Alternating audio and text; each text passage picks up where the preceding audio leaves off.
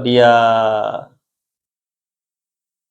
minoritas di satu wilayah atau di satu di satu keadaan, tingkat surveillance-nya tinggi, tingkat survive-nya tinggi.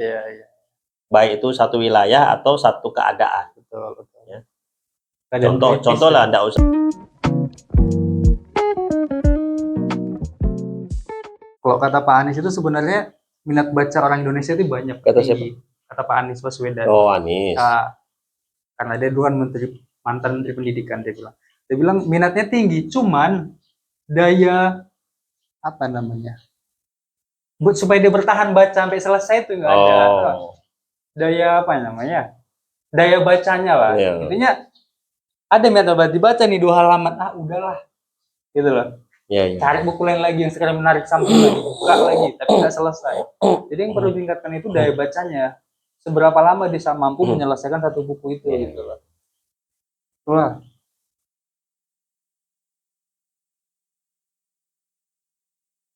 Jadi bener kalau negara itu tingkat bacanya itu tinggi, masyarakatnya atau pelajar-pelajarnya itu cepat ya berkembang. Terakhir itu baca seberapa maju pendidikan di negara Asia Tenggara itu. Bahkan Vietnam bisa mengalahkan Singapura. Iya. Sekarang apa coba ini mereka, strategi mereka? Salah satunya yang paling kuat adalah baca. Iya pasti baca. Maksudnya apa yang menggerakkan mereka mau baca, mau belajar itu? Guru-gurunya diseleksi bener-bener.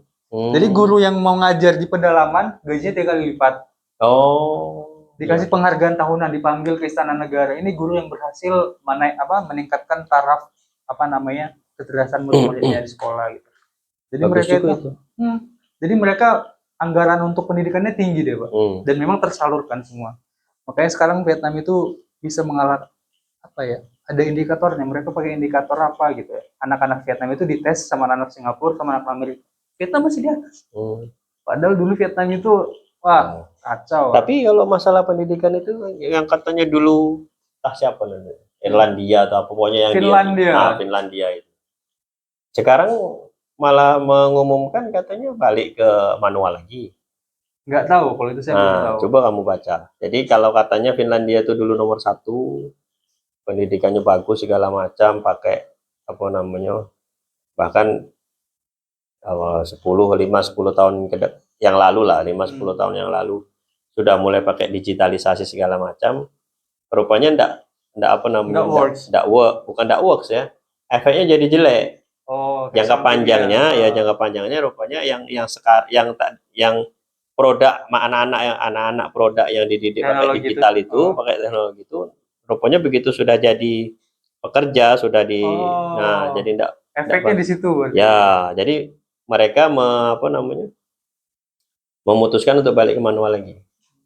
Karena tatap muka lah gitu ya. Satu itu, yang kedua, rupanya di pendidikan digital ini minat untuk membaca, menulis itu tidak ada lagi. Betul. Tidak ada lagi. Ya jadi mau perlu literatur misalkan kan? Tinggal ketik di tab mereka literatur ini misalkan. Literatur misalkan literatur Sirah Nabawi. Waktu Nabi Isra Mi'raj. Cuma diketik keywordnya aja. Jadi sudah dapat satu beda dengan baca buku semua. Bawa buku diktat, Sirah Nabawi itu, dibukalah. Begitu dibuka kan tentu ada yang menarik yang lain selain Isra Mi'raj itu misalnya kan. Entah itu apa gitu kan. Habis itu menyalin, rupanya dengan menyalin buku diktat ini nyantolnya lebih lama. Nyantolnya lebih lama. Finlandia itu yang katanya konon nomor 1 di dunia. Iya, nomor 1. Kalau terakhir saya baca sekarang menyesal dia.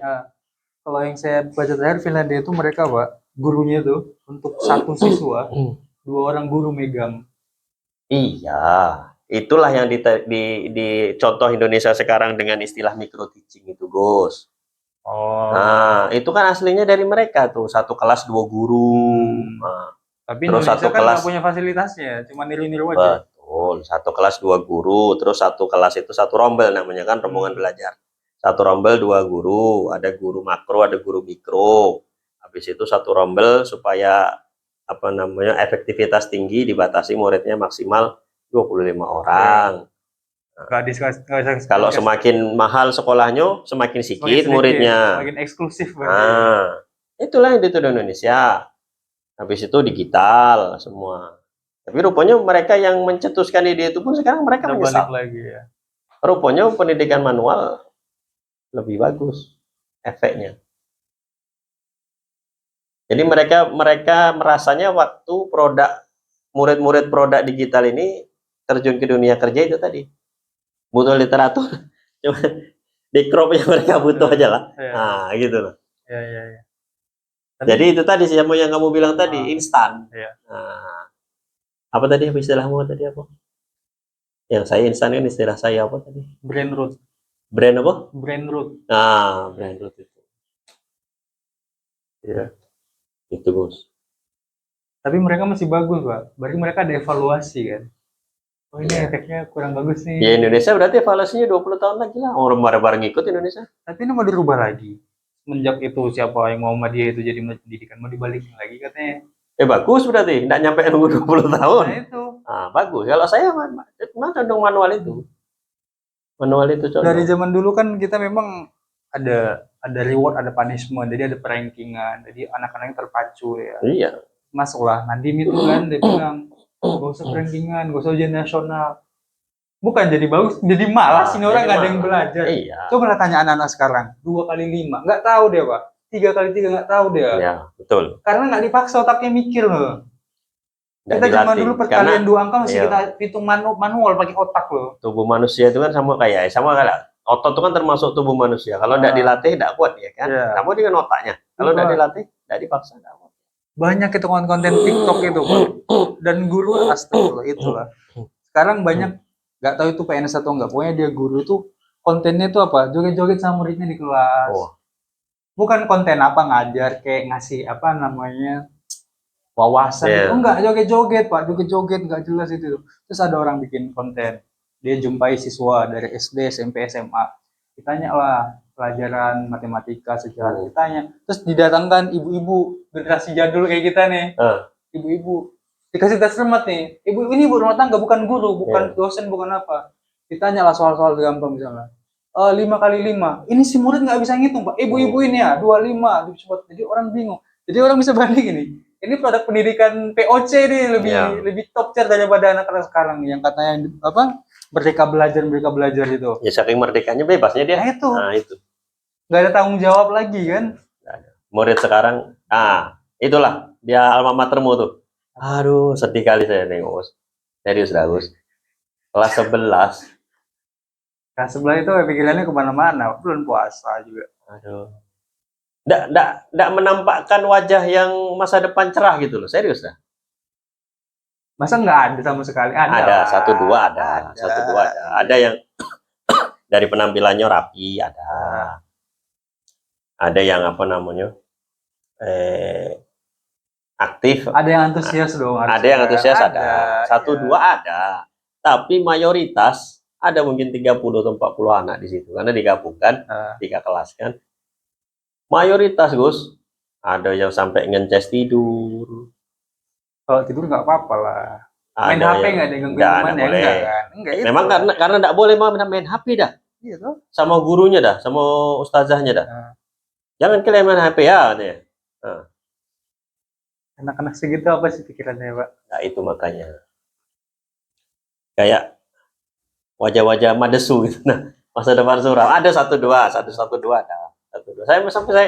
Sampai saya apa kan cerita masalah macam-macam lah. Atau nih, oke lah mereka kayak gitu kan. Bapak introspeksi nggak? Pembawaan Bapak itu menarik nggak? Oh menarik. Yang apa namanya yang bukan aktif tadi apa? Yang antusias. Yang antusias itu mau dia kasih pertanyaan mau jawab walaupun salah. Yang bertampilan rapi itu mau jawab dia walaupun penampilan salah. Walaupun jawabannya salah. Yang menarik menurut Bapak menurut mereka dulu gitu loh. Kadang kalau saya Pak dulu zaman-zaman sekolah SMP SMA itu biarpun nggak menarik tapi kalau saya rasa itu butuh sesuatu saya kan antusias. Nah mereka kayaknya nggak butuh agama tuh kayaknya. Berarti masalahnya di situ tanamkan dulu kebutuhan akan agama gitu loh. Itu kayaknya. Agama kayaknya mereka agak kurang. Mereka rasa agama ini kayak formalitas saja. Itulah berarti problem utamanya di situ. Kok bisa ya? Bisa, karena dari keluarga tidak dikenalkan agama. Negeri itulah. Makanya kan dibilang sama kawan saya kan, yang notaris itu kan, kalau punya duit, kalau masih punya duit janganlah masukkan negeri anak. Padahal istrinya tuh guru negeri kan. guru negeri, guru SMP negeri kacau. Bang, kalau masih ada punya duit, janganlah kita masukkan anak ini sekolah negeri. Sekolah agama gitu. Sekolah agama lah, pondok lah. Beda dengan zaman saya dulu, Gus. Kalau dulu orang berlomba-lomba, saya jadi dari SD sampai SMA ya. Orang berlomba-lomba masuk ke negeri karena bagus lah, bonafit. Ya kan. Sekarang orang berlomba-lomba menghindari negeri dah. Iya, betul. Karena itu tadi gurunya tambah ndak bonafit, gurunya ya. Itu tadi yang kamu bilang, gurunya ndak menarik kan, berarti kan. Terus prestasinya juga semakin tidak jelas. Sekarang rata-rata yang kalau prestasi banyakan sekolah swasta. Nah, kalau tidak sekolah Islam, sekolah Katolik, atau sekolah internasional. Kita tengoklah Olimpiade itu yang berprestasi mana dari negeri, sekolah internasional sekarang. Iya, nggak ada. Mata sipit semua. Sekarang yang mewakili MTQ internasional dari pondok pesantren, bukan dari apa? Bukan dari sekolah negeri. Payah kali lah. Jadi nggak ada lagi nilai plus tadi. Sekolah negeri nilai plusnya apa? Bayar pun masih bayar. Betul. Itu juga. Kenapa ya? Kartu gratis, tapi masih bayar. Kenapa ya? Jadi ngeri. Indonesia itu apa lah gitu kan? Iya ya. Sedih saya, Bos. Aku ngisi di SMA Tuka tuh sedih saya. Asli sedih lah. Wah, kayak gini ya. Saya membayangkannya kamu, Gus. Bapak pun ekspektasinya tinggi ya. Bukan. Maksud saya membayangkan kamu tuh di umur yang sama beler juga kayak gitu. Ngerti tidak? Untung kamu masuk ke lingkungan kuliah itu yang bagus, ketemu Rohis gitu. Saya bayanginnya serius. Bagus kayak gitu dulu ya saya bilang. Enggak lah, saya itu orang yang antusias tadi itu. Iya. Pemerah diri kamu. Iya. Kalau yang saya tengok yang antusias itu sekitar 3 orang dari 40 orang. Saya malah bikin kuis. Ada yang dapat 100.000 walaupun salah aja. Karena saya hargai dia berani jawab. Siapa yang mau jawab? Tadi 100.000 kan masih belum ada antusias. Nggak ada. Siapa yang mau jawab? Nah, siapa yang mau jawab? Saya bilang. Yang mau jawab bukan yang benar jawab. Siapa yang mau jawab? Aku kasih 100.000 dah. Nggak ada. Saya bilang mana? Nggak ada ustadz itu ngisi materi keluar duit. Yang ada ngasih duit. Sekarang nih saya kasih duit dah. Baru yang antusias itu ada. Nambah lah kecil ya. Kecil. Nggak. Barulah yang antusias itu mau jawab. Ada kecil-kecil. Bagus. Nah, maksudnya dari mukanya itu bersih, rapi anaknya. Siapa saya lupa pula nanya anak. Itu. Nah, itulah. Cuman saya itu tadi bayangkan kamu mayoritasnya, Gus. Beler juga ke sini ya. Kecil-kecil dulu ya saya bilang. Serius dah. Cuman saya mikirnya kamu terselamatkan di USU ketemu Rohis, ketemu orang-orang soleh lah kan. Tapi enggak. Saya itu sudah tertarik dengan agama dari SMP kok. Betul.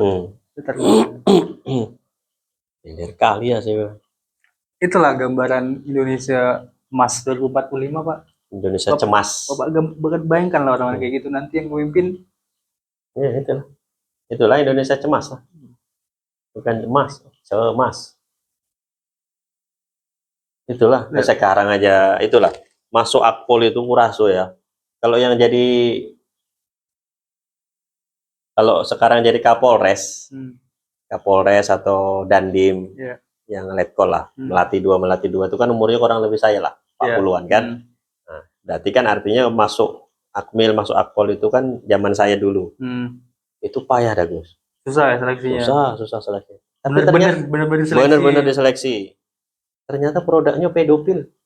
Aduh, kamu dengar tak? Tahu itu yang terakhir itu. Yang kena tangkap apa di Australia itu. Iya. Diupload ke situs Australia. Punya produknya kayak gitu. Apalagi sekarang gitu. Apalagi yang beler tadi, yang SMA atau K tadi.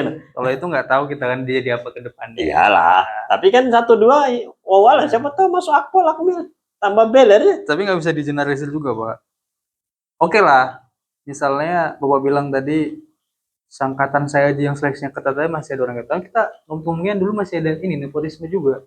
Betul, dulu masih ada banyak, dulu banyak. Iya. Sekarang kalau dulu korupsi di bawah meja orang nggak tahu dia korupsi Gus. Sekarang sama meja jadi korupsi Gus. Iya. Nah, dulu ya sama juga dengan sekarang. Anak-anak jenderal itu masuk jalur keluarga apa jalur tol ada. Kita tahu. Seangkatan saya misalkan umur 40 ke atas tahu nih ini bodoh cuman anak jenderal tahu. Cuman kita tidak tahu cara nyogoknya kayak mana. Sekarang anak Dudung Abdurrahman Kasat. Tidak lulus ke Akmil gara-gara kurang 1 senti. Aturan Akmilnya dirubah, diturunkan tinggi badannya supaya anak si Dudung ini masuk. Nah, bayangkanlah. Bisa operasi tinggi dia tuh ngapain? Nah, bayangkanlah.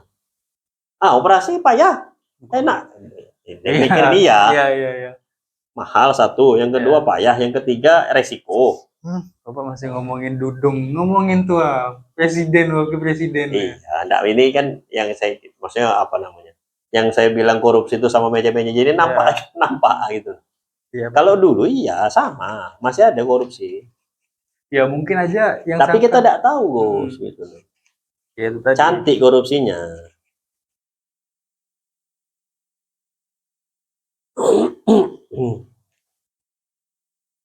Bayangkanlah.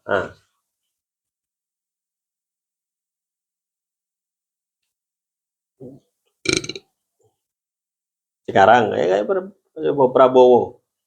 Karena dia sayang sama siapa si Teddy itu. Juga undang-undangnya. Let call. Iya. Padahal harusnya 4 tahun lagi baru let call dia itu.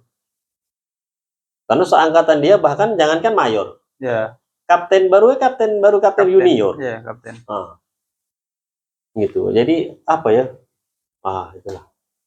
Indonesia ini tunggu. Kalau kayak gini terus tunggu kehancurannya lah. Tapi ini menunjukkan Pak akan apa namanya? Indonesia terang itu akan segera muncul.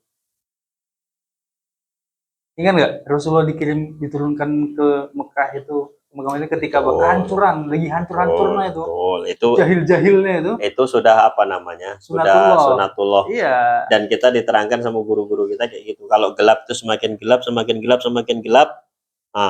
kalau jam 2 itu semakin gelap jam 2 pagi 2 pagi itu lebih gelap dari jam 12 tengah malam. Cuma sudah jam 2 pagi itu kan jam 3 jam 4 subuh. Ya. Betul. Cuman ya entah kapan. Itu enggak berarti ini belum puncaknya, Pak. Ini menuju puncak masih ya. Kali Indonesia ini. Lagi kita belum kesenggol, keluarga kita belum kesenggol ya nggak apa-apa. Karena kita nggak punya power juga. Iya, itu. Kecuali ada satu orang nih, lahir nih, yang katanya manusia spesial, 100 tahun sekali lahir nih. Bisa dimentukan rakyat-rakyat miskin nih, petani, tukang ojek, apa semua protes pemerintah dan solid gitu loh. Iya, sebenarnya Indonesia itu ada wali-wali abdal itu, wali-wali yang enggak. Tapi mereka nggak mau kayak gitu-gitu. Nah, wali yang memang enggak apa ya, kalau bahasa Arabnya atakia ahkofi. Wali yang enggak dikenal. Banyak Indonesia itu, wali-wali yang enggak dikenal, wali-wali yang enggak populer. Kalau dia begitu ngangkat dengan doa, langsung insya Allah langsung selesai lah. Iya. Cuman entah macam mana lah, belum mungkin ya. Menurut mereka masih gelap lah. Mereka mikir kayak saya nih, belum momentumnya nih. Belum separah itu. Kofi kalau bahasa kitabnya Atakia. Ya benar. Ya wali-wali yang enggak pengen dikenal. Berarti mereka masih mikir masih ada harapan biarpun sedikit. Makanya belum doa kayak gitu dia, ya kan? Iya. Iyalah, kalau kata Gus kan ada itu di zaman tabiin kan, wali kayak gitu kan. Ada tuh kisahnya ada ditulis di kitab-kitab ulama yang kitab-kitab kuning itu. Jadi di Madinah itu masa paceklik. Masa paceklik, udah berapa lama udah hujan. apa namanya, pejabat-pejabat pemerintah ngadakan sholat istiqo, ndak hujan. Nah, entah tiba-tiba ada satu orang kulit hitam, kulit hitam masuk Masjid Nabawi malam-malam, entah malamnya jam berapa saya tidak tahu, tidak disebutkan di kitab itu. Berdoa dia, ya Allah kalau memang minta hujan ya Allah. Belum selesai doanya hujan. Dan ada saksinya satu orang itu. Ada satu orang yang lagi lewat. Orang ini minta hujan langsung hujan. Berarti dia jahar ngomongnya, kedengeran. Yo, dia sadar ada yang nengok.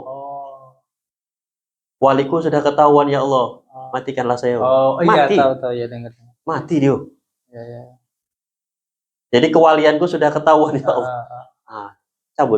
Cabut, selesai. Iya. Di Indonesia tuh pasti ada yang kayak gitu. Pasti. Cuman itu tadi belum sampai dia mengadahkan tangan gitu. Itu dia bilang ini belum waktunya gitu, Pak. Itulah. Ya.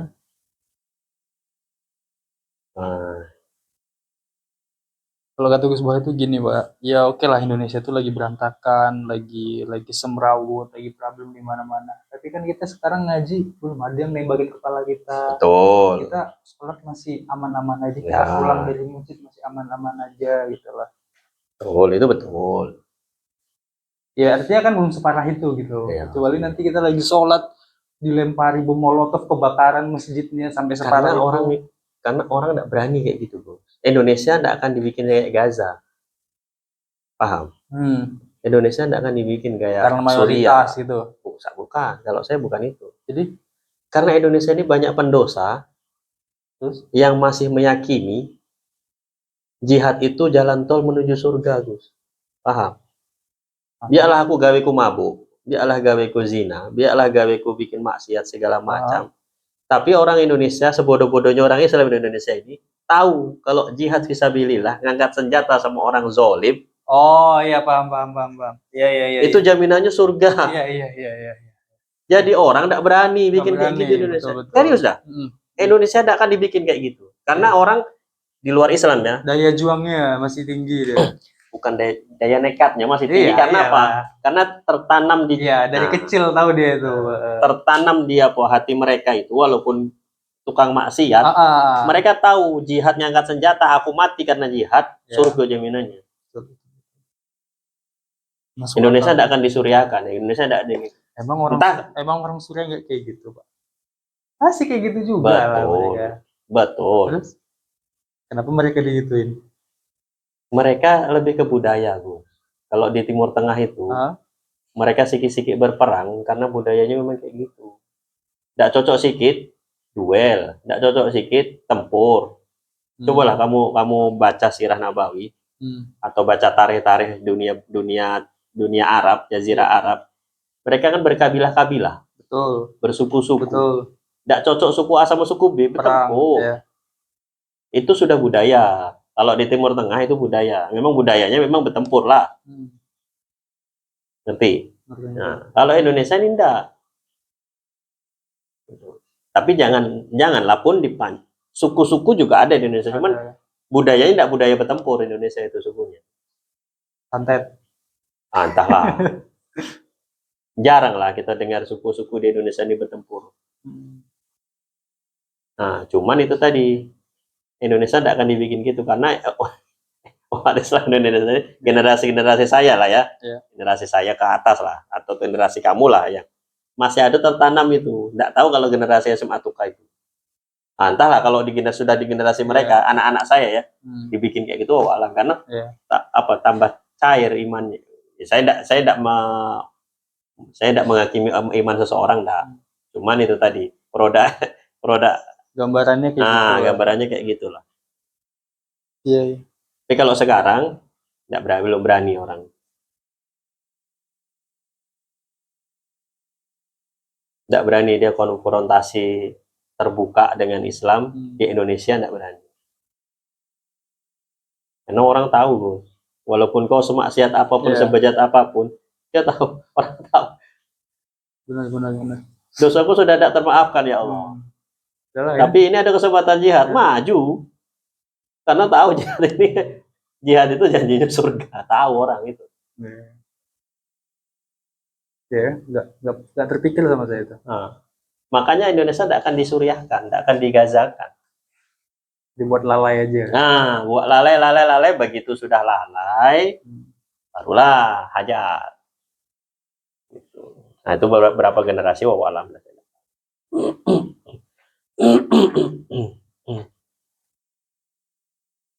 Ini kan sudah hampir 100 tahun nih dari masa Belanda kan. Masa kita berjuang dari Belanda kan hampir 100 tahun ini kita tidak tahu.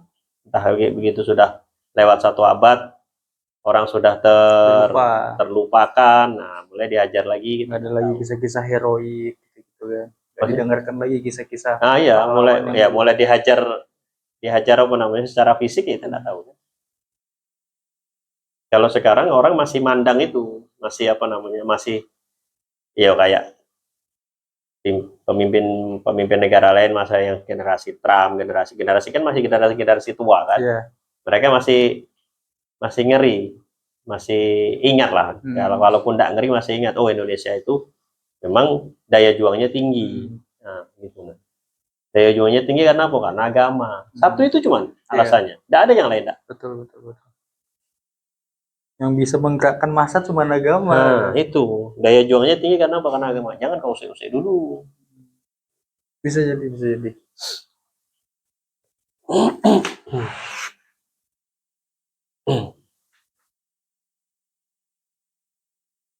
Nah, yang apa namanya?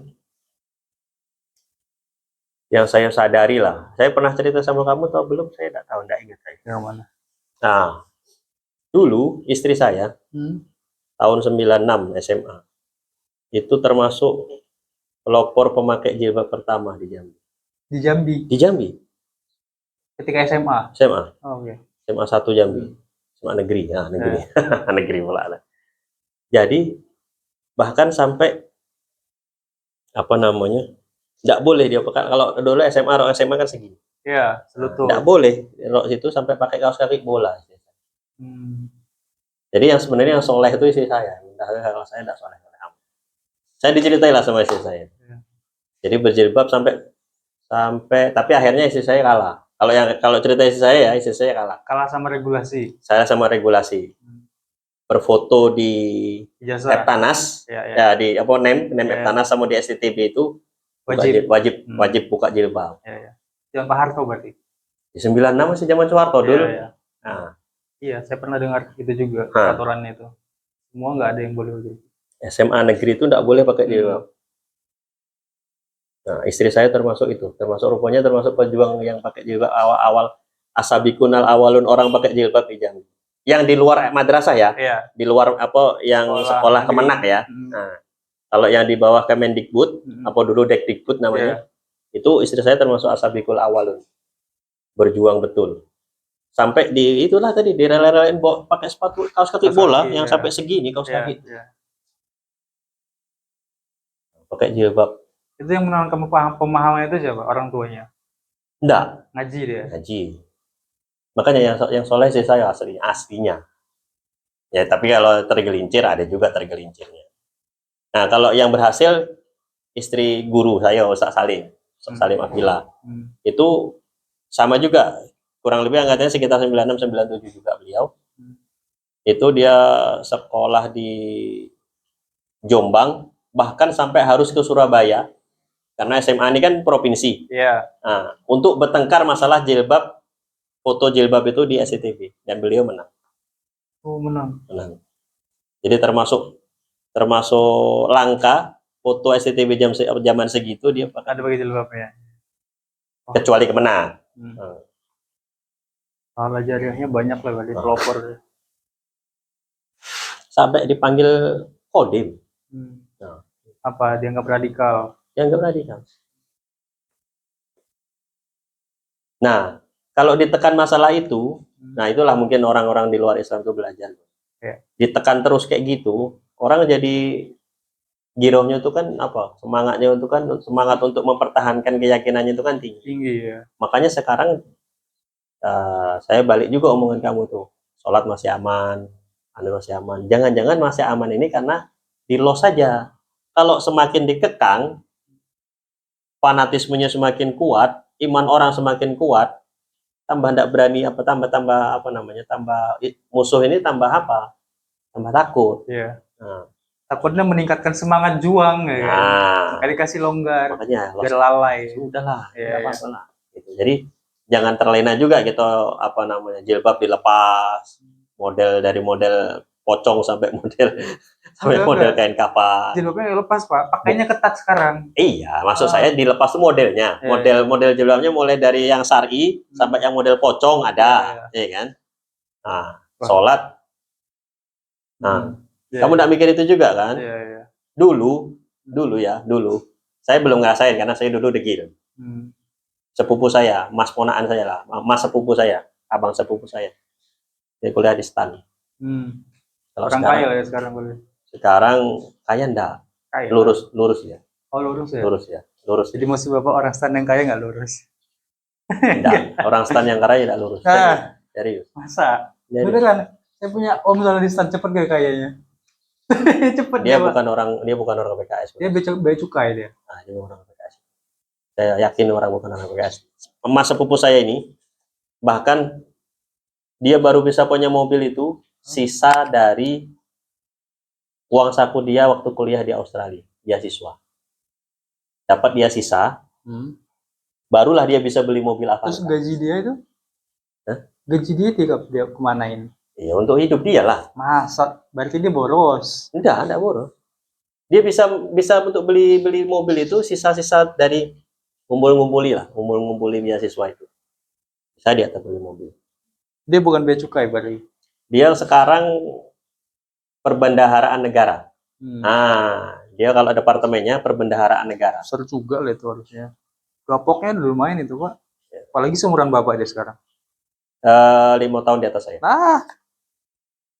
5 tahun atau 6 tahun? Om saya itu kayaknya 6 tahun di atas saya itu. Cepet dia, tahun kedua, tahun ketiga beli rumah dia. Bea cukai dia. Tapi dia ngaji Pak. Ya ngaji nggak tahu lah, ngaji entah di mana lah. Jadi maksud saya itu apa tadi? Ya cerita mas saya tadi. Awal-awal dia ngaji itu motornya di masjid ini, ngajinya di rumah BS itu. Saking jauhnya supaya tidak digerebek. Oh, digerebek dulu. Bu. Sama pemerintah. Sama tentara. Kalau dulu yang gerebek tentara. Iya pemerintah itu. Oh gitu ya. Awal-awal tahun 90-an, pertengahan 90 itu. Kok gitu ya? Emang mengancam kah? Merasa terancam berarti? Merasa terancam. Musuh-musuh Islam yang sekuler itu merasa terancam. Oh, yang gerakin musuh Islam sekuler. Iya. Bukan dari presiden, bukan? Ya, presiden kan, ya dulu kan Pak Harto kan belum berpihak sama Islam. Pak Harto kejawen deh. Dulu, awal-awal dulu kan tidak berpihak sama Islam dulu. Ya kan Pak Harto berpihak sama Islam itu kan akhir-akhir berkuasa dia aja. Makanya dilengsarkan karena berpihak sama Islam. Oh gitu. Iya. Belajarlah kamu. Dulu awal-awal itu tidak berpihak sama Islam. Dia udah sama apa? Nasionalis aja lah. Nasionalis. Kayak Soekarno juga lagi. Iya, nasionalis. Islam itu dipepet terus sama Pak Harto dulu awal-awal dia berkuasa. Sampai awal-awal 90-an. Nah, Mas saya itu cerita. Termasuklah pimpinan yayasan kami yang ada di Jambi, Pak Petris namanya. Itu kayak gitu juga. Jadi bahkan sampai kalau tidak pakai motor, sendal itu taruh di masjid sini lah. Atau sendal itu dibungkus plastik, masuk. Ngajinya di Matauli. Riko. Segitunya ya. Mantap juga nih. Jadi sekarang ini bebas. Saya berpikirnya bukan, ya betul syiar Islamnya semakin meluas. Cuman semakin meluas ini itu tadi jangan-jangan melalaikan. Betul. Nah, gitu. Kita jadi tingkat kewaspadaannya jadi rendah. Betul, ya. Alarmnya itu dimatikan sudah nggak ada lagi. Tingkat kewaspadaannya jadi rendah. Gitu. Itu yang saya pikir gitu. Siarnya ya tambah ramai. Tambah ramai siarnya. Karena tiap kali Ramadan iklan sirup itu luar biasa. Iklan rokok luar biasa. ini dia jatuhnya dia ke kuantitas bukan kualitas Ya, lagi dia. dan memang itu sudah sunatullah. Sudah sunatullah. Dulu Nabi pun kayak gitu. Dulu Nabi pun kayak gitu kan. Apa namanya? Dakwah 13 tahun di Mekah ditambah 1 tahun di Madinah. Nah, yang ikut perang Badar cuman 313 orang. Tapi militan semua. Begitu sudah Fatu Mekah, ya, sudah Fatu Mekah itu tahun ke-10 Hijriah. Itu habis itu perang Hunain. Perang Hunain itu Nabi itu bawa 30.000 orang. Bandingkan 313 orang di tahun 1 Hijriah. Ini di tahun ke-11 Hijriah perang Hunain itu 30.000 orang. Berapa tuh? 300 ke 30.000 udah.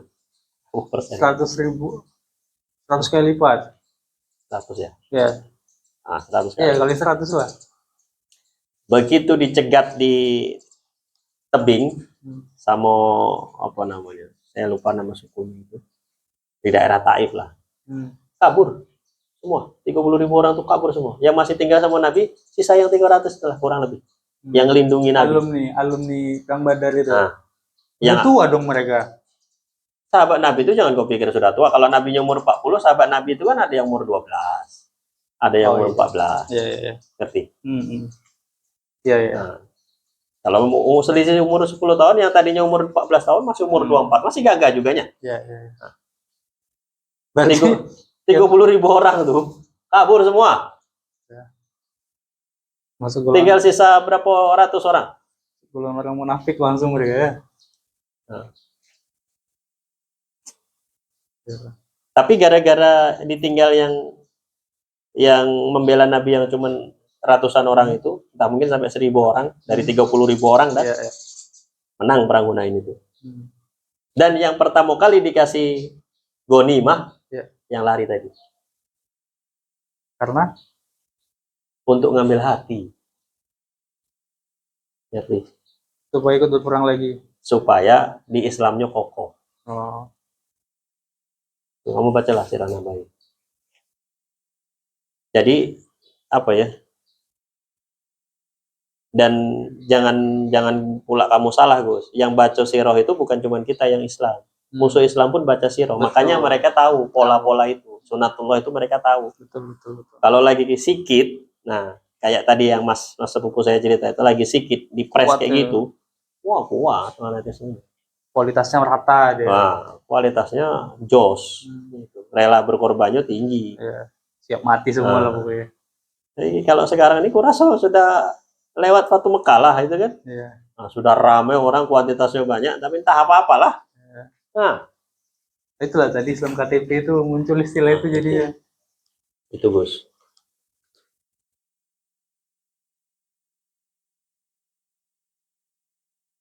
Saya baru tahu sebenarnya itu zaman Pak Harto dulu ya. Saya pikir dia pro kepada Islam.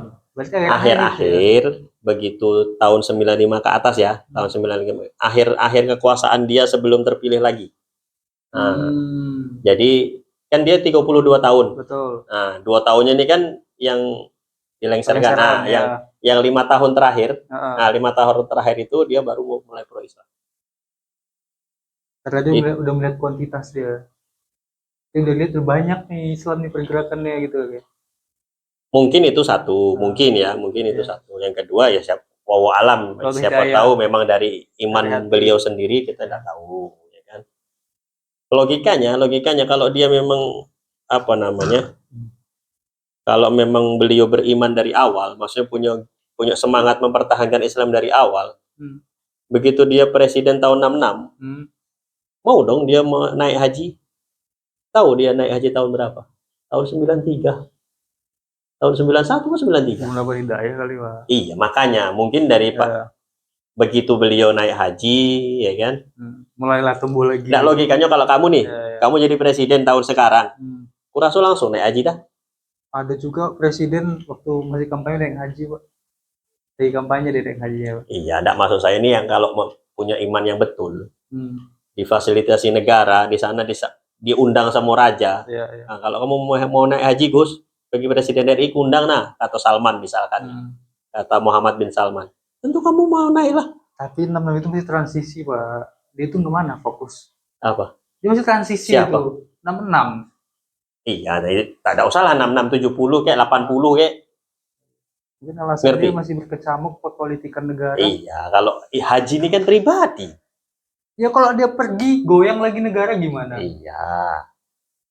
Masalah iman, haji makanya haji itu panggilan, Bos. Makanya Pak Haji itu panggilan. Ngerti? Iya. Bukan masalah bab kamu berkuasanya sebesar apa, enggak. Iya. Kalau memang kamu terpanggil, apalagi kamu punya kuasa, ngerti? Iya, iya. Piginya, saya pun enggak usah saya punya kuasa, saya punya duit. Ku bayar hari ini Furoda. Nah, habis lebaran itu saya berangkat. Ya. Kalau saya punya duit. Ya. Ya Allah belum panggil ya saya punya duit Furoda. Siapa tahu sebulan. Belum prioritas saja buat dia.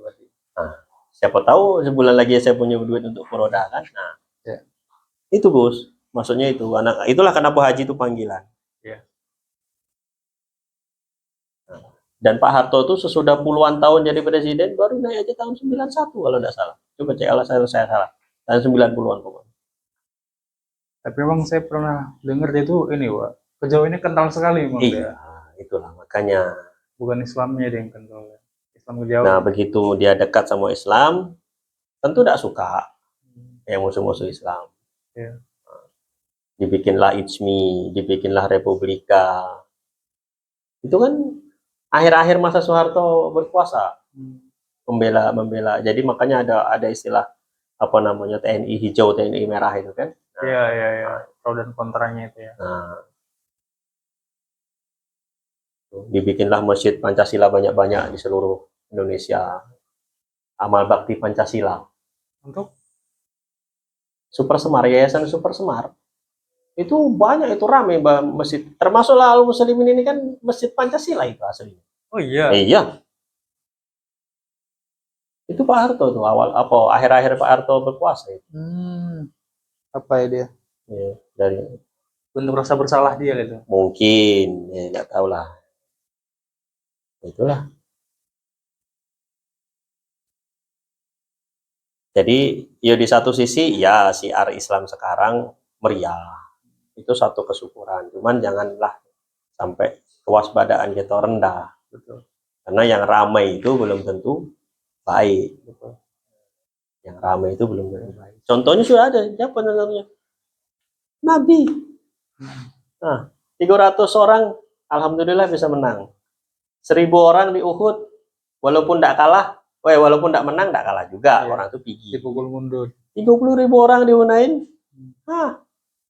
Memang tidak kalah, cuman kabur semua 30.000 orang itu. Bayangkanlah. Ya, nggak mungkin juga kita salahkan pemimpinnya ini bisa motivasi. Nabi langsung kan. Orang motivator apa lagi Nabi ya.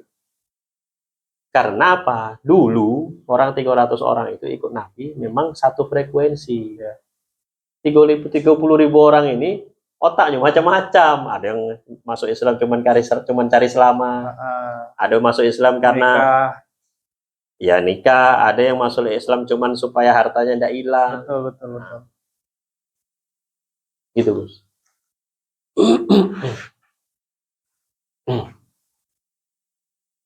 Ini kan banyak nih sekarang ramai di media sosial ini banyak jangan tertipu banyak selebritis influencer masuk mualaf.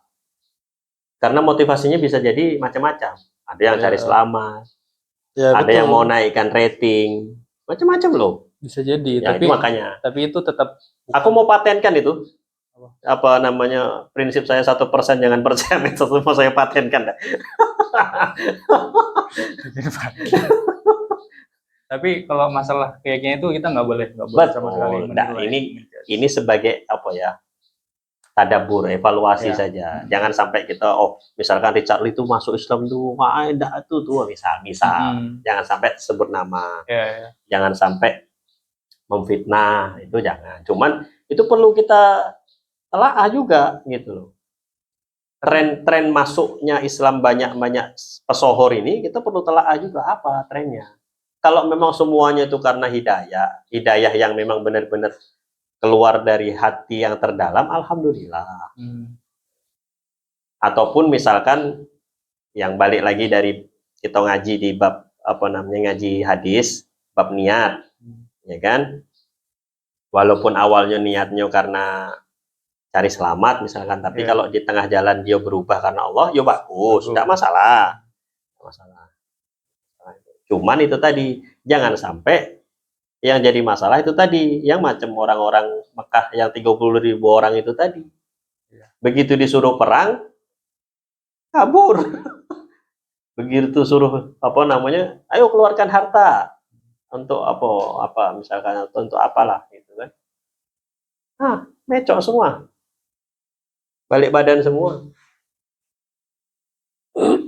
Karena ada itu kajian itu apa namanya, akhir-akhir ini banyak pesohor, banyak influencer masuk Islam mualaf itu kan, perlu di apa namanya, perlu ditelaah gitu. Nah, apa motivasi mereka? Karena bisa jadi branding, bisa jadi ya kalau memang semua karena apa namanya, hidayah yang murni, alhamdulillah gitu. Alhamdulillah. Tapi bagusnya adalah anggaplah mereka memang bukan karena Allah yang berdaya, karena ada sesuatu. Tidak apa-apa. Bagusnya mereka itu sudah sempat syahadat, Pak. Ya, tidak apa-apa. Saya bilang tidak apa-apa. Bagus, bagus. Bahkan kita pun tadi kan barusan saya bilang, kalaupun niat awalnya cuma karena branding, atau niat awalnya karena mau masarkan satu produk, terus tiba-tiba berapa hari kemudian atau berapa saat kemudian dia berubah niatnya karena Allah, itu lebih bagus, tidak apa-apa. Karena di apa namanya, hadis bab niat itu kan, dia apa namanya, dihukumi sesuai niatnya. Kalau niatnya karena dunia, dia dapat dunia. Tapi begitu dia niatnya berubah karena Allah sama Rasulnya, dia akan dihargai sesuai dengan niatnya yang baru. Tidak apa-apa. Tidak apa-apa.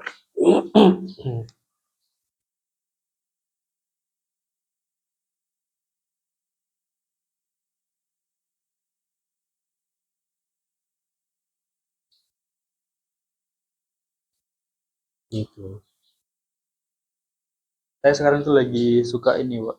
Nonton itu tadi kan saya bilang. Salafi. Salah pikir. Nah, itu untuk menghindari apa ya? Menghindari menjadi sama muslim, saya hindari video muncul, langsung saya skip aja. Takut saya komentari yang mana lebih soleh dari saya lagi ya. Oh jelas itu, omongan tidak soleh. Ya, saya skip. kadang saya tonton saya emosi sendiri kan. Emosi? Iya, ngalur gitu nggak jelas ini ngomong apa ini. Ya kan, udahlah saya skip. Saya sekarang nonton ini, Pak, podcastnya Ustadz Felix Shaw. Yang sama siapa? Sama Raymond Chin.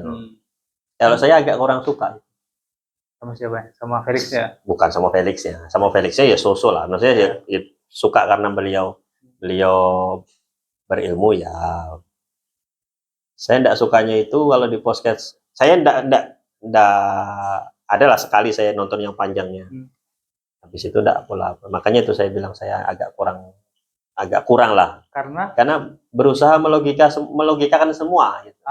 Iya, karena kamu juga kan merasa itu kan? Bukan, saya bukan. Maksudnya saya semuanya dilogika-logikakan. Karena dia masuk Islamnya karena itu, Pak. Nah, background dia masuk Islam gara-gara dulu kan sesuatu kan. Nah, jadi yang saya suka dari beliau adalah dia itu tajam pemikirannya, Pak. Betul. Saya sukanya Felix tajam juga. Terus dia itu bisa masuk ke semua lini dia. Mau didakwah ke intelek, masuk dia. Dia dakwah ke orang yang awam sekalipun bisa dia. Maksudnya bisa diterima nih bahasa cara penyampaian dia gitu. Jadi saya kadang sedikit merasa malu ya. Maksudnya sebagai orang Islam yang dari lahir. Ya, harus malu kita. Ya, kan? Saya pun sama, harus malu. Kok ini orang literasi Islamnya kok jauh sekali di atas kita gitu loh. Karena dia hobi baca. Dan itu dia hobi baca. Guru dia yang maksudnya yang guru yang mewarnai dia betul ya, itu Ustadz Fatih Karim. Fatih Karim, tahu. Fatih Karim. Itu guru dia yang mewarnai dia betul. Selebihnya ya guru-guru sama kayak saya lah, guru-guru yang 1-2 kali ketemu aja. Gitu. Sama kayak saya guru saya yang mewarnai saya ya rata-rata orang PKS, gitu kan? Orang PKS, Ustaz PKS lah. Iya. Dan ada Ustadz itu memang kan di bidang keagamaan dia oke sekali pembahasannya, make sense sekali, masuk semua lah, literasinya oke. Tapi ketika nyebrang ke politik agak kurang nyambung dia. Ya. Ustadz Felix ini masuk dia, mau nyebrang ke ekonomi, nyebrang ke politik, nyebrang ke apalah strategi semua, apalagi perang tentang sejarah-sejarah itu. Sejarah ya. Oke sekali dia, maksudnya ini orang kok ingatannya oke sekali gitu ya. Itu saya salutnya di situ sih. Ya kalau sama Felix Show, secara pribadi saya suka sama dia. Cuman kalau apa namanya ya, podcast beliau yang di apa namanya di YouTube itu saya agak kurang serak. Saya pribadi kalau yang lain ya alhamdulillah monggo, itu kan siar, tidak apa-apa.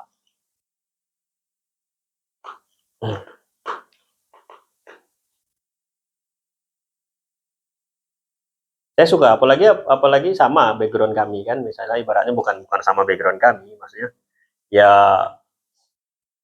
dibilang ustadz, ya ndak ustadz juga sebenarnya kan, gitu kan, karena secara formal ndak pernah sekolah di pondok pesantren yang menginap sampai apa namanya ya kayak umumnya santri-santri lah. Iya benar. Dan dia pun dibilang dia nggak melabeli dirinya ustadz. Iya. Dan motivator Islam aja lah. Ya, saya pun juga lah tadi gitu kan. Tertekan juga. Dibilang ustadz tuh. Ya, saya berapa kali ngisi di sini dibilang ustadz. Nggak usah panggil ustadz, panggil apa kayaknya. Bahkan tahun ini saya pun paling banyak ngisi di sini. Tahu nggak kenapa paling banyak ngisi di sini? Karena jadi serap. Satu lagi tau nggak? Tahu. Kenapa nggak menerima duit? Lumayan masuk kas nih. Ini aja terus gak mau jadi serap ini. Ada yang tidak datang, hujan deras. Nah, Pak Andi ngisi ya.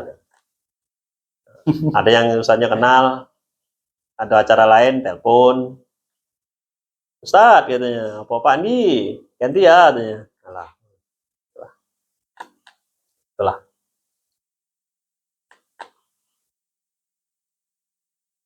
Alhamdulillah. Berapa? Udah masar ya? Jam 3. Belum lah, asar. Masih jam 3 sekarang? Jam 3:10. Oh. Asar jam 4 kurang 1/4. 3:45 ya. Nah ya sholat situ, habis sholat istirahatlah kan, pulang kan. Siap.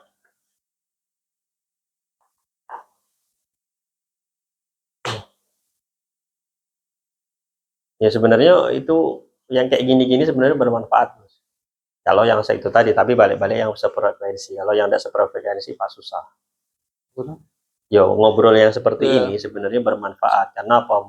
Membuka pikiran. Ini apa ya betul sefrekuensi. Kadang pun menurut kita ilmunya oke lumayan, tapi belum tentu dia mau ngobrol kayak gini. Nah, ya kan? Ya. Mungkin dia lulusan Mustafawiyah misalkan. Cuman untuk berbagi ilmu secara secara personal tuh tidak bisa dia. Mungkin kita berhusnuzon tidak bisa.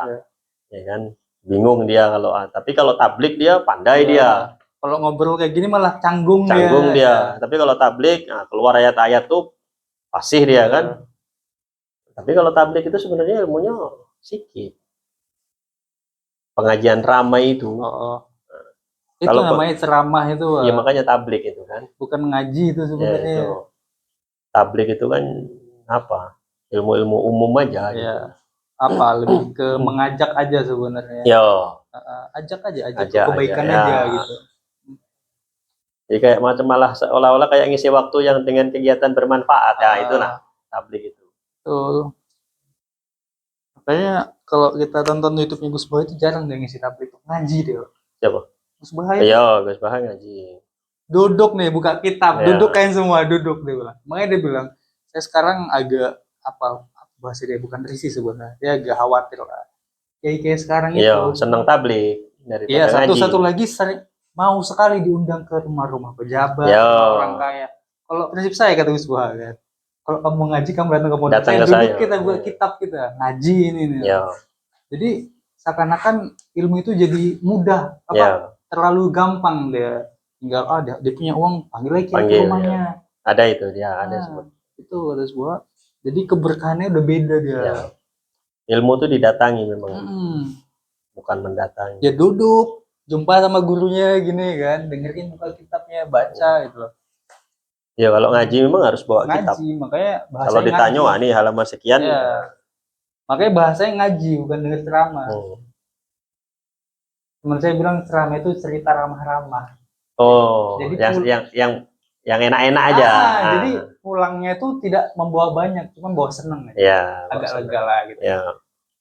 Kalau ngaji pulang bisa suntuk. Bukan suntuk, apa nih? Makin penasaran, tidak tenang pulangnya. Ini kayaknya aku belajar kurang nih. Ada yang belum ku tahu nih gitu loh. Ya. Kok ceramah kan cerita ramah-ramah, mendengarkannya ketawa, bahagia gitu. Lebih parahnya lagi cerita ramah-ramah plus konser. Tuh, siapa Gus sih? Gus Ikdam. Oh, Ikdam. Aduh, ya Allah, ya Allah. Konser bos, ya, gile bos. Aduh. Tapi bagus sih orang Indonesia itu sekarang itu dikritisi betul sama orang Indonesia, Pak. Pengajian kayak gitu. Tapi tidak dengan apa ya, gerakan yang apa namanya? Tidak kasar lah mereka. Mereka akan bikin sarkas, dibikin video yang memparodikan hal itu. Ayo bikin video seakan-akan jadi meme ya. Jadi meme. Sebenarnya kritik paling keras itu, Pak. Tapi tidak tersakiti orangnya. Gitu, Pak. Baru pengajian-pengajian yang pakai hadroh itu, tapi lirik entah apa bukan sholawat lagi liriknya. Dimasukin lah kata-kata apalah, kayak siapa, Gus Azmi Tampan lah. Maksudnya apa esensinya kayak gitu-gitu loh. Saya lihat rame di TikTok itu, jadi orang-orang pada dibikin ulang lagu itu, lagu hadrohnya, liriknya diganti. SpongeBob pengajian dibikin di Batam. Itu bentuk kritikan terhadap pengajian kayak gitu. Dan rame, Pak. FYP terus di mana muncul itu. Jadi orang-orang udah bisa sadar ini loh, kurang benar ngaji yang kayak gini loh. Kalau ngaji lo baru muncul nanti kayak duduk pengajian buka kitab. Ini loh ngaji nih. Kalau ini tuh bukan ngaji bahasanya kayak gitu. Bukan kayak wah itu saat gitu, ini pengajian ini parah ini. Justru dengan kayak gitu malah resisten mereka, Pak. Tapi kok dikritik dengan suara terus kayak itu, mereka kayak sadar, yang udah memalukan juga ya kalau orang lain yang gitu nih. Malunya itu lebih terasa buat lucu-lucu kan. Lebih terasa dia rasa malunya itu.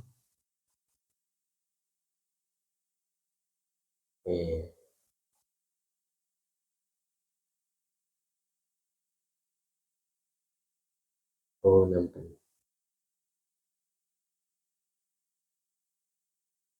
Tapi menurut Bapak masa untuk mengenalkan Islam dengan cara-cara itu menarik perhatian masih masanya enggak sih? Udah enggak? Menarik perhatian kayak mana? Itu tadi dengan cara DJ, tablik itu.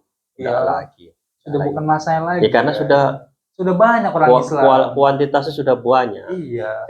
Sekarang ini waktunya ningkatin kualitas. Itu benar. Oke lah, zaman Sunan Kalijogo dia pakai adat budaya, karena dulu belum ada orang Islam. Minoritas dulu. Dulu. Kalau orang sekarang, kiai sekarang menganalogikan. Menganalogikan. Dulu kan pakai budaya juga wali-wali untuk penyebar agama di Indonesia. Iya, dulu pakai budaya karena kita minoritas. Kita ibaratnya itu kalau bahasa Jawanya itu nyelondoi. Nyelondoi itu apa ya? Ngambil hati. Mengambil hati orang yang tidak seiman sama kita supaya dia tertarik sama iman kita. Ya kalau sekarang ngapain kita ngambil hati orang yang sudah seiman sama kita gitu kan. Yang ada kita tingkatkan aja iman yang ada. Kalau di kalau Ustaz Salim itu kalau di lereng Merapi Merbabu, nah kalau kita dakwah sama orang di luar Islam, boleh pakai cara itu. Boleh pakai cara untuk mengambil hati karena imannya beda, supaya tertarik. Betul. Tapi kalau aku ngajak kamu, Gus, itu kita DJ dulu, habis DJ kita sholawat. Oh ya udah masuk. Tapi kalau ngajak Pak Andi M, kita nge-DJ dulu ya. Habis nge-DJ kita mampir masjid. Kita ngobrol masalah di apa di masjid. Boleh. Iya, betul. Tapi kalau ngajak kamu suruh kita nggak dugem dulu, Gus.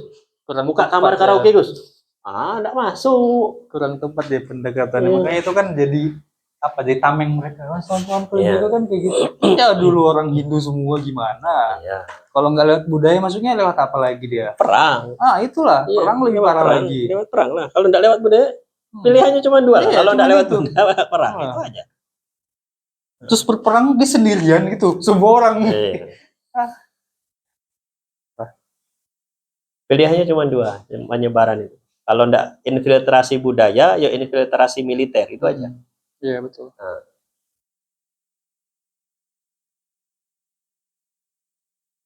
Itulah. memang infiltrasi budaya ini waktunya panjang. Yeah. Waktunya panjang. Apa namanya? Hasilnya tidak banyak. Waktunya panjang, hasilnya tidak banyak. Tetapi secara diuji waktu lebih efektif.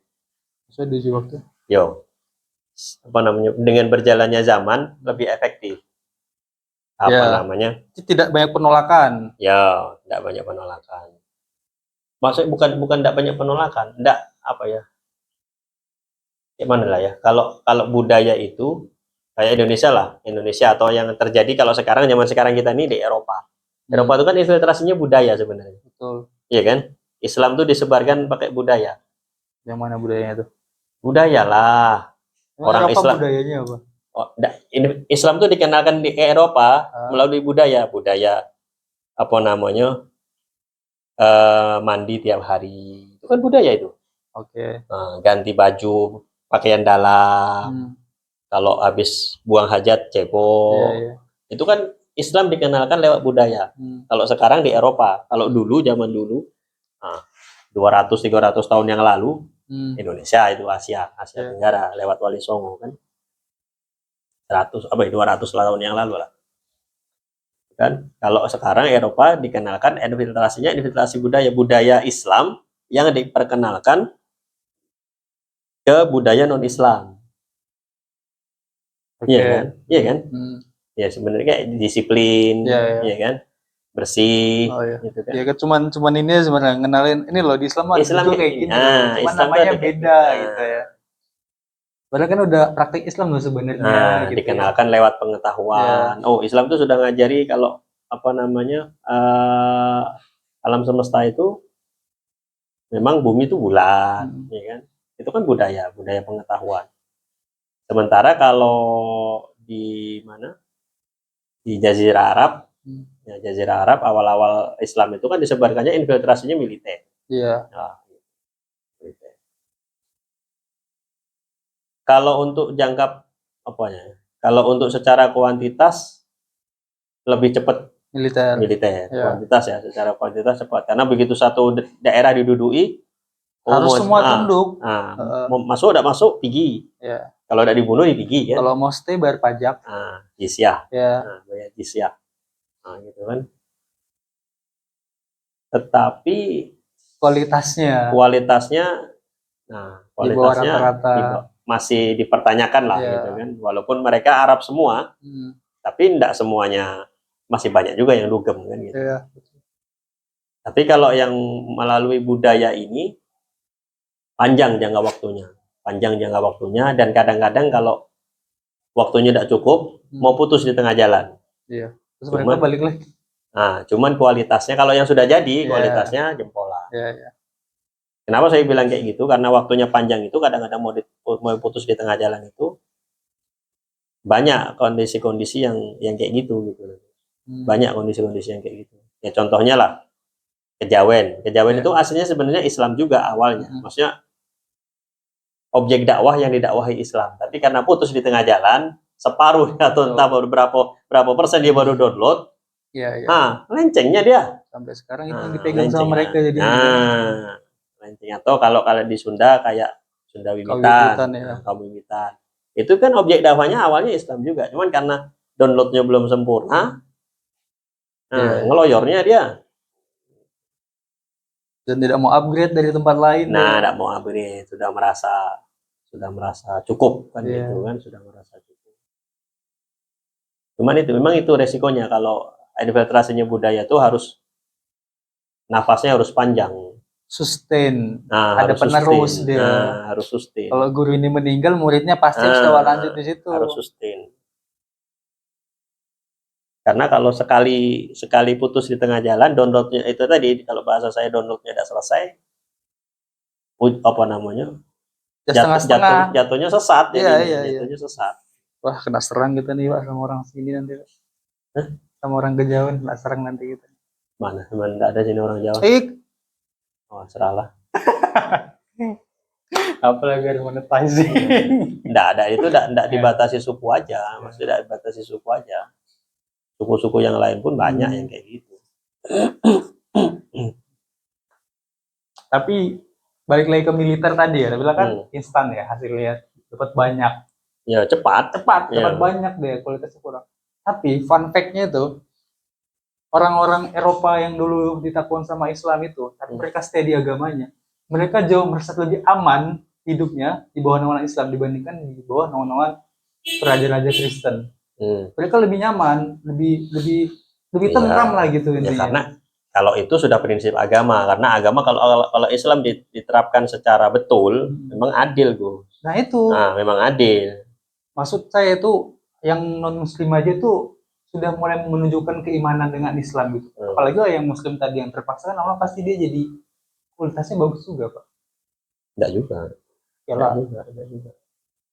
Artinya kan subjektif, balik lagi ke individu. Iya, kalau sudah kita ngomong individu bukan satu wilayah, iyalah balik ke individu masing-masing. Tapi kalau kita balik ke satu wilayah, ini kan bahas kualitas nih ceritanya. Iya, kalau bahas kualitas sih balik ke individu masing-masing lah. Nah itu kan. Balik ke individu masing-masing. Intinya gini lah, Islam itu kalau saya ya nengok polanya ya, kalau dia minoritas di satu wilayah atau di satu di satu keadaan, tingkat surveillance-nya tinggi, tingkat survive-nya tinggi. Iya. Baik itu satu wilayah atau satu keadaan. Betul. Ya. Contoh lah, tidak usah jauh-jauh lah. Islam di Indonesia sama Islam di Singapura, tingkat survivalnya umat Islam di Singapura lebih tinggi daripada di Indonesia. Tidak usah jauh-jauh. Itu yang saya bisa ngomong itu karena saya pernah di sana, pernah tinggal di situ, walaupun 1-2 hari. Di Malaysia pun, di Malaysia yang sama satu rumpun sama Singapura, tingkat survivalnya orang Singapura Islam itu lebih tinggi daripada di. Jadi entah macam mana lah ceritanya kan, tidak tahu kayak mana pola itu bisa berulang seperti itu. Kalau entah itu cuma terjadi kepada Islam saja atau terjadi juga terjadi juga di agama lain.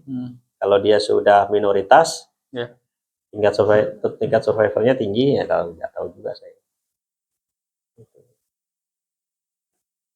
Dulu kan juga gitu di Indonesia kan, maksudnya yang Islam yang berkualitas itu masih minoritas, walaupun rame, Islam itu rame, Indonesia itu rame, tapi yang berkualitas kan dikit. Nah, tingkat survivalnya tinggi. Tingkat survivalnya tinggi. Tapi begitu keran, itu tadi balik lagi kan, begitu keran kebebasan itu dibuka, hilang kesadarannya. Iya kan? Longgar semua. Hilang kesadarannya. Dan saya pun ngalami di keluarga saya itu juga. Istri saya lah, dan yang saya cerita itu kan istri saya tadi. Masih berjuang dia, masih minoritas dia, tingkat apanya tinggi. Keteguhannya tinggi. Tapi ada juga itu tadi, tegelincirnya ada juga.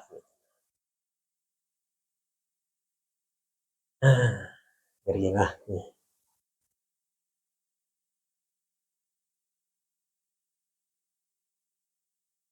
Hanya Quran itu jangan lepas lah dari Quran. Itu kan kata Rasulullah itu seperti buih di tengah lautan itu. Nah, itu kan. Banyak tapi nggak ada power. Dan kayak ambing aja. Kayaknya itu Muslim di Indonesia dah. Dunia lah, Pak. Kenapa saya bilang dunia? Karena Allah tuh Palestina dibombardir, Jazirah Arab apa semua. Iyalah. Karena mereka punya power. digiring mereka sama Yahudi itu. Kayak saham kalian aku yang megang semua, hati-hati kalian. Gerak kalian aku cabut semua nih katanya. Bingung. Yaman, negara miskin malah yang bantu. Iya.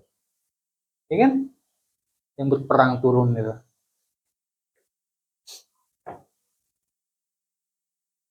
Ombaknya ke sana ada. Ombaknya ke sini. Ada yang teguh kayak batu karang itu nggak ada. Takut tidak makan. Itu dia, Pak. Nah, itu hubud dunia itu, Pak. Ya kan sudah jelas itu disebut sama si siapa? Sama Ali kan. Itu udah hadis itu. Itu perkataan Ali itu. Iya. Hubud dunia wa karahatul maut. Nah, cinta dunia, takut mati. Kenapa dua penyakit itu muncul? Karena tulul amal, panjang angan-angan. Nah, betul. Nah, jadi yang yang belum dilakukan itulah dipikiri. Nah, itu. Dia sekarang hidup di masa depan. Nah, dia masih sekarang dia. Anakku kayak mana? Jangan kan anakku. Tuh, besok aku makan apa? Itu tulul amal. Jadi dua penyakit itu, kenapa dua penyakit itu bisa muncul? Karena tulul amal, panjang angan-angan.